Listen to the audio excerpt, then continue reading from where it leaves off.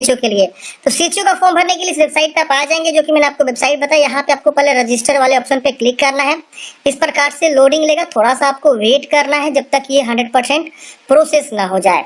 अब यहाँ पे आप देखेंगे इंस्ट्रक्शन आएगा, इसे क्लोज करेंगे, इसे आई एग्री करेंगे। यहाँ अपना नाम लिखेंगे, first name, middle name, last name. मान लीजिए आपका नाम दीपक कुमार है तो दीपक और लास्ट में कुमार कर देंगे ऐसे। फिर यहाँ पे अपने नाम चेंज किया तो यस करेंगे वरना नो करेंगे। इसके बाद यहाँ पे क्या करेंगे फ्रेंड्स, आप जो अपना जन्म तिथि बताएंगे, जो भी आपका जन्म तिथि है, कैलेंडर से ओपन करेंगे और यहाँ से जन्म तिथि को चुनाव कर लेना है। इसके बाद यहाँ पे आपको जेंडर बताना है, male female, mobile number confirm mobile number, email ID confirm email ID. उसके बाद से आपको जनरेट ओटीपी पे क्लिक करना है। जनरेट ओटीपी पे क्लिक करते हैं फ्रेंड्स, इस प्रकार से कैप्चा आएगा, कैप्चा को आप पढ़ेंगे और यहाँ भरेंगे, उसको सबमिट करेंगे। सबमिट करते हैं, आपका जो ओटीपी आपके मोबाइल एंड ईमेल दोनों पे भेज दिया था, आप ओके करेंगे। और यहाँ पे ईमेल वाला ओटीपी और यहाँ पे मोबाइल वाला ओटीपी ऊपर में, नीचे वाला में ईमेल वाला ओटीपी लिखेंगे और दोनों को वैलिडेट कर लेंगे। वैलिडेट करने के बाद से फ्रेंड्स यहाँ पे आपको एग्री करना है, इस कैप्चा कोड को भरना है और रीवेरीफाई पे क्लिक करना है। रीवेरीफाई पे क्लिक करते हैं, यहाँ पे आपको इस तरह से आएगा कि आपने क्या क्या जानकारी लिखा हुआ है, वो सब जानकारी को चेक करिए और इन सबको टिक करिए। टिक करने के बाद से आपको सबमिट करना है, आपसे ये अलर्ट आएगा, आपको ओके करना है। अगेन आपको यहाँ पे ओके कर देना, मतलब यहाँ पे टेक्स्ट मैंने गलत फिल कर दिया था, इसलिए यहाँ पे जो है ये नहीं लिया, मतलब कैप्चा गलत हो गया था, कैप्चा हमने कुछ गलत भर दिया होगा। अब चलिए यहाँ पे सबमिट करते हैं, अब ये ले लेगा। अब देखिए यहाँ पे सबमिट करते ही इस प्रकार से जो है रजिस्ट्रेशन आपका पहला स्टेज कंप्लीट हो जाता है। आपने रजिस्ट्रेशन कंप्लीट कर लिया, इस प्रकार से देखिए रजिस्ट्रेशन आईडी भी आपको मिल जाता है। इसे क्लोज करेंगे और यहाँ पे आपकी जो है वो सारी जानकारी शो होती है। यहाँ पे आपको गो टू एप्लीकेशन का ऑप्शन मिलेगा, इस पे आपको क्लिक करना है। अब आपको जो है एप्लीकेशन वाले पेज पे लेकर जाएगा। अब देखिए यहाँ पे जब आप रजिस्ट्रेशन करते हैं ना, तो आपको एक यूजर आईडी पासवर्ड भी मिल जाता है, तो उसे आप मोबाइल ईमेल को चेक करेंगे तो उसे सुरक्षित रख लीजिएगा, क्योंकि आगे चल के वो काम आता है। तो हम यूजर आईडी पासवर्ड को ईमेल पे प्राप्त हुआ है, उसे हम सुरक्षित रख लेंगे। अब यहाँ पे आपका फॉर्म देखिए खुल जाएगा। इस प्रकार से 5 स्टेप में फॉर्म को आपको कंप्लीट करना है। Personal details, additional details, communication details, qualification, documents and payment, तो पूरा इन्फॉर्मेशन देंगे। बस आप वीडियो को लास्ट तक देखिए और वीडियो को प्लीज लाइक कर दीजिए। अब यहाँ पे आप देखेंगे तो बहुत सारी जानकारी आपको ऑलरेडी फिलअप मिलेगा। यहाँ पे आपको जो जो नहीं फिलअप है उसको आपको फिलअप करना है। तो यहाँ पूछ रहा है मैरिड है कि अनमैरिड है, आपको रिलीजन बताना है, हिंदू मुस्लिम क्या है, फादर्स नेम लिखना है, मदर्स नेम लिखना है। तो ये सब जानकारी अच्छे से आप फिलअप करेंगे। यहाँ पे आपको पोस्ट का नाम चुनाव करना है, इस प्रकार से आएगा, आप इसे चूज करेंगे। यहाँ पे आपको इस प्रकार से सीएचओ का ही एक ही पद आएगा, आपका एडवर्टाइजमेंट नंबर ऑटोमेटिक यहाँ शो करेगा। नेशनलिटी आपको बताना है, यहाँ पे आपको पूछ रहा है कि आप बिहार के निवासी हैं तो यस करेंगे। और यहाँ पे आपको पूछ रहा है कि आप रिजर्व कैटेगरी से आते हैं तो आरक्षित वर्ग के विरुद्ध आरक्षण का दावा करते हैं तो यस करेंगे। और यहाँ पे आपको बताना है जनरल है, ईडब्ल्यूएस है, बीसी, ईबीसी, एससी, एसटी, अपना कैटेगरी चुनाव कर लेंगे। मान लिया हमने यहाँ पे ईबीसी चूज किया तो पूछ रहा है कौन से कास्ट से बिलोंग करते हैं, तो कास्ट चूज करेंगे। फिर यहाँ पे आपको देखिए, यहाँ पे आपको एनसीएल लेटेस्ट वाला देना होगा और यहाँ बोल रहा है कि 1 साल से ज्यादा ओल्ड नहीं होना चाहिए, न्यूनतम एनसीएल मांगा रहा है। तो यहाँ पे अपना जो है इश्यूइंग अथॉरिटी तो रेवेन्यू ऑफिसर होगा, जो भी आप सर्कल ऑफिसर, रेवेन्यू ऑफिसर जहाँ से बनवाए हो आप यहाँ पे लिखेंगे। और यहाँ पे जो है सर्टिफिकेट इशू डेट लिखेंगे और सर्टिफिकेट का सीरियल नंबर लिखेंगे। तो ये सब डॉक्यूमेंट्स आपको जो है लगाना है। अगर आप मान लीजिए यहाँ पे एससी एसटी से आएंगे तो आपका यहाँ पे देखिए कास्ट मांग रहा है, तो यहाँ पे आपको जो है कैटेगरी सर्टिफिकेट यानी कास्ट सर्टिफिकेट आपको यहाँ पे देना होगा। अगर आप मान लीजिए यहाँ पे कोई दूसरे कास्ट ईडब्ल्यूएस आते हैं तो ईडब्ल्यूएस में आपको जो है ईडब्ल्यूएस यहाँ पे देना होगा। देखिए लिखा हुआ है एससी एसटी को कास्ट सर्टिफिकेट, बीसी ईबीसी को एनसीएल और ईडब्ल्यूएस को ईडब्ल्यूएस सर्टिफिकेट। तो आप लोग समझिए और उसके अनुसार जो भी मांग रहा है वो लगाइए। फिर नीचे में आपको डोमिसाइल मांगेगा, निवास प्रमाण पत्र। तो यहाँ पे आपको इश्यूइंग अथॉरिटी मतलब कहाँ से आपने बनवाया इश्यूइंग अथॉरिटी का नाम लिख देंगे। रेवेन्यू ऑफिसर अभी फिलहाल में बना रहा है बिहार में तो रेवेन्यू ऑफिसर लिखेंगे, जहाँ से भी आपने बनवाया उसको आप यहाँ पे लिख देंगे। फिर यहाँ पे आपको जो है इशू डेट और सीरियल नंबर क्या है सर्टिफिकेट का, ये सब आपको अच्छे से भर देना है। अगर आप मान लीजिए अदर स्टेट से हैं तो आप यहाँ नो करेंगे, तो ये सब आपको जानकारी नहीं मांगेगा। अदर स्टेट पूछेगा कहाँ से हैं, वो चुनाव करेंगे, रिजर्वेशन कैटेगरी जनरल हो जाएगा और सिर्फ आपको अभी आगे का ये सब जानकारी भरना होगा और यहाँ से एक आईडी प्रूफ चुनाव करके नेक्स्ट करना होगा। लेकिन जो बिहार के निवासी हैं उनको यहाँ पे यस करके यहाँ पे भी आपको यस करना होगा और यहाँ पे आपको कैटेगरी जो भी है उस कैटेगरी का दावा करके आपको जो है यहाँ पे अपना कैटेगरी के बारे में जानकारी को सर्टिफिकेट और निवास को देना होगा।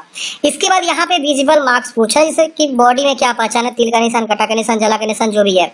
यहाँ पे आपको एक आईडी प्रूफ चूज करना है, जिससे आप देखेंगे इसमें बहुत सारा है। अगर पैन कार्ड है आपके पास तो पैन नंबर आप यहाँ देंगे और आपका नाम क्या है वो लिखेंगे। अगर आपके पास डीएल है तो डीएल भी आप यहाँ पे दे सकते हैं। आपके पास वोटर आईडी का तो वोटर आईडी कार्ड भी दे सकते हैं और पासपोर्ट है तो पासपोर्ट भी आप दे सकते हैं।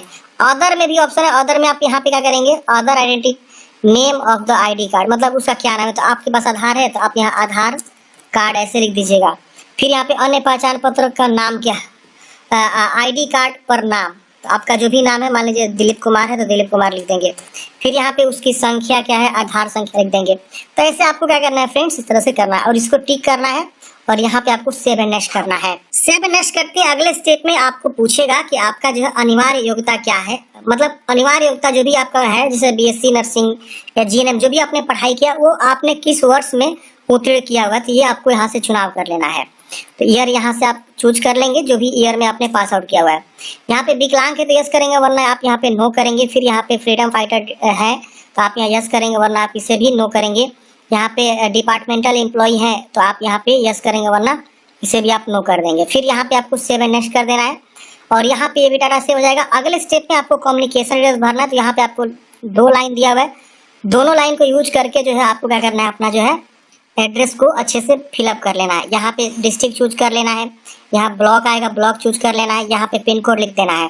तो ये आपको अच्छे से अपना एड्रेस फिल करेंगे। उसके वजह से इसे आप नीचे में कोरस्पोंडेंस एड्रेस को फिल करना है और सेव एंड नेक्स्ट करना है। अगर आपका मान लीजिए परमानेंट एड्रेस की तरह ही कोरस्पोंडेंस है, इसको यस करेंगे तो आपका ऊपर वाला सेम कॉपी हो जाएगा। अलग अलग है तो नो करके अलग अलग लिख के सेव एंड नेक्स्ट कर देंगे। इसके बाद से अगले स्टेप में क्वालिफिकेशन वाला जानकारी फिलअप करना है। तो पहले आपको मैट्रिक का जो है जानकारी बताना है, स्कूल का नाम यहाँ लिखना है।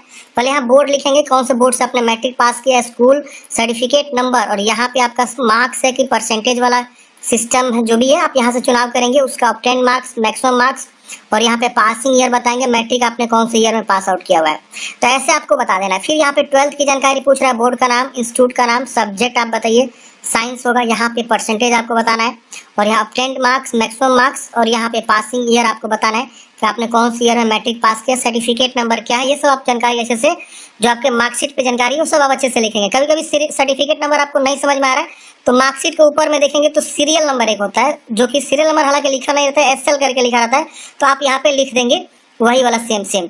अब यहाँ पे एसेंशियल क्वालिफिकेशन आपने किया हुआ है, बीएससी नर्सिंग या पोस्ट बेसिक बीएससी नर्सिंग या जनरल नर्सिंग ऑफ मिडवाइफरी, तो जो भी आपने किया हुआ है कोर्स उसका चुनाव करेंगे।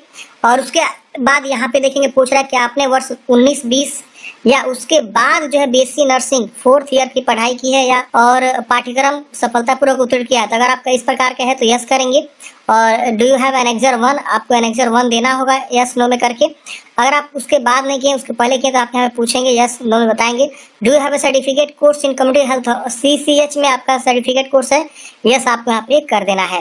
तो ये आप अपने अकॉर्डिंग जो भी मांग रहे हैं अपने अकॉर्डिंग देखेंगे। अगर आपको नहीं समझ में आ रहा तो एक बार नोटिफिकेशन को भी जरूर रीड करिएगा, क्योंकि यहाँ पे जो है कि इस ईयर के बाद जो पासिंग किया हुआ है वही लोग फॉर्म भरेगा, ऐसा कुछ जो है नोटिस में नियम में दिया हुआ है। तो एक बार आप यहाँ पे देखेंगे और उसके बाद ही फॉर्म को आप अप्लाई करेंगे, क्योंकि जब आप यहाँ पे फॉर्म भरने जाएंगे ना तो यहाँ पे जो क्वालिफिकेशन है उसमें साफ साफ बहुत सारी चीज़ें लिखा हुआ है। ये देखिए, university academic year 2020 onward will have to submit certificate on the letter head concerned college university. तो ये आपको एनेक्सर 1 जो लेटर हेड भी देना होगा अगर 2020 के बाद आपने जो है सर्टिफिकेट वगैरह जो है पास आउट किया हो। तो ये सब जानकारी आपको यहाँ पे बताया गया, आप यहाँ पे अपने अकॉर्डिंग सही से बता देंगे। इसके वजह से उसका सर्टिफिकेट नंबर, फिर यहाँ पे आपको जो है BNRC का रजिस्ट्रेशन अब आपको यहाँ पे यस करना है, और उसको यहाँ पे निबंधन संख्या कब आपने निबंधन करवाया वो आपको देना है, और फिर यहाँ पे आपको सेव एंड नेक्स्ट करना है। तो ये सब आप जानकारी अच्छे से भर के सेव एंड नेक्स्ट करेंगे।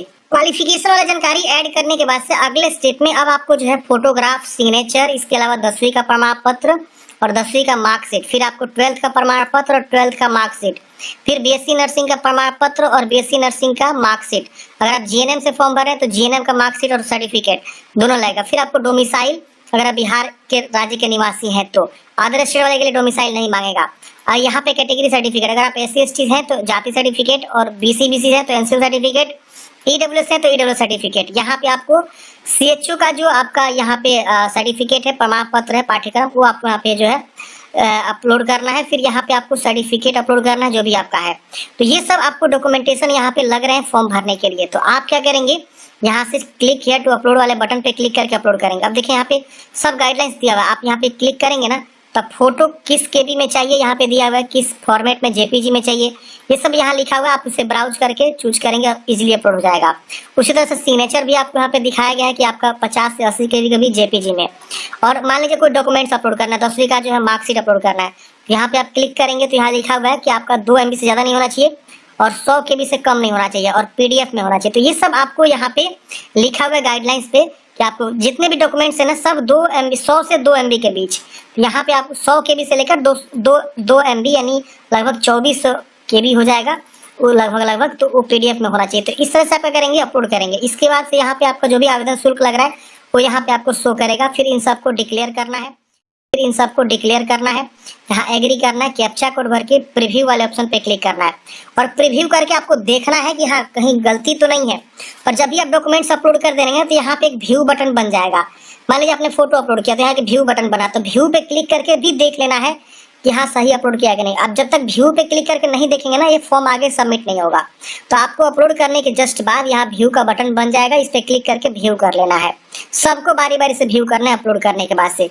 इसके बाद यहाँ पे कैप्चा कोड भर के और सबमिट करेंगे, आपका फॉर्म सबमिट हो जाएगा, डायरेक्टली लेके जाएगा पेमेंट गेटवे पे। वहां पे आपको पेमेंट जमा करना है और फाइनल प्रिंट आउट निकाल के हार्ड कॉपी सुरक्षित अपने पास रख लेना है। तो इस प्रकार से हमने बात किया कि राज्य स्वास्थ्य समिति बिहार के द्वारा CHO की जो वैकेंसी निकाली गई उसके लिए कैसे आपको फॉर्म को अप्लाई करना है। मैंने फॉर्म का अप्लाई लिंक आपको डिस्क्रिप्शन बॉक्स में प्रोवाइड कर दिया है। सारी जानकारी को आप यहाँ पे पढ़ लेंगे और यहीं पे आप नीचे आएंगे तो यहाँ पे आपको अप्लाई का लिंक मिलेगा। अप्लाई पे क्लिक करेंगे, सीधे ये वाला पेज ओपन हो जाएगा।